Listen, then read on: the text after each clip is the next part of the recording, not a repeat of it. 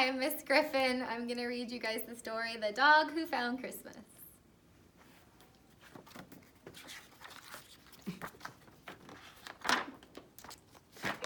This is all in it. You look great. When Buster was a little puppy, he had to leave his mother and go to a new home. At first, his new family petted him and called him cute. But as Buster grew from a puppy into a little dog, things began to go wrong. He tried his best to please, but his owners yelled at him when he jumped on them or chewed things. "Bad dog," they shouted. "You're more trouble than you're worth." One cold winter's day, his family took Buster to a part of town where he had never been before. They pushed him out of the car and left him on the edge of a wide, busy road. They didn't want Buster anymore. Aww. The cars raced by all day, but nobody noticed poor Buster. It grew dark and the car headlights shone like huge, fierce eyes. Buster was very frightened. He wondered why his family didn't come back for him. He wanted to go home, but he didn't know where home was.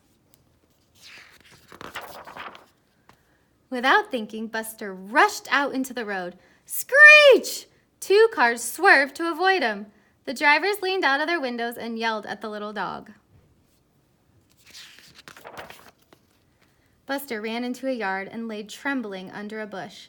He waited and waited. When his heart stopped thumping so loudly, he came out. It was very cold, and he was hungry. Poor Buster. He crept up to the front door of a house and scratched at it. The door opened, and a woman looked down at Buster. But before she could say anything, a huge snarling dog appeared from behind her and thrust its head into Buster's face. "Go away before I bite you," he growled. "This is my home."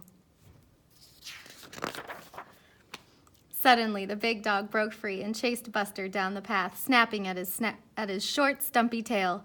Buster just managed to squeeze through a hole in the hedge before the big dog could nip him again. Buster sat on the frosty pavement, licking his sore tail. He wondered where he should go. He trotted on and hesitated at another open gate. There were lights sparkling on a tree in the window. The house looked very cheerful and welcoming. Buster started to walk up the driveway, but he didn't get far. "Scam, you mutt!" Buster looked up. Sitting on the wall above him was a large tabby cat. "My territory," he hissed. The cat showed his claws and his sharp white teeth. "Okay," sighed Buster. "I'll go."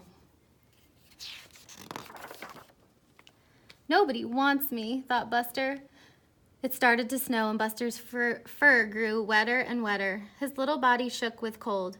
Some people were walking down the road, singing. Buster thought he could move along with them. They might notice him and take him home. Keeping his distance, he followed them. The singers turned into a driveway. "Silent night, holy night," they sang as they stood in a circle outside a house. Buster crept among them, wondering if they would notice him, but worrying that if they did, they might tell him to go away.